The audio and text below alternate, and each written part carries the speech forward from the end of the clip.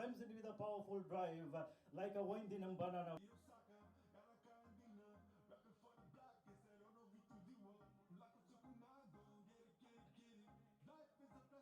Congratulations once again to the team. It was a pleasure being there on the day itself and giving out the trophy.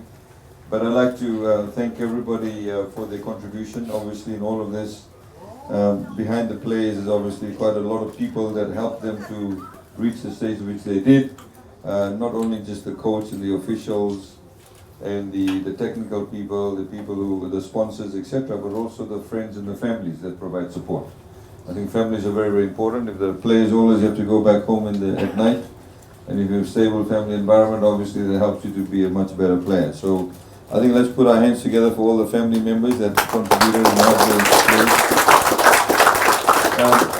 Ladies and gentlemen, this is obviously quite a watershed for Nadroga now. There's an opportunity to get into the Premier Division. I understand now you have a home and away game with Bua. To have the playoffs, and if you essentially beat them, then you go into the Premier Division, which of course is a big league.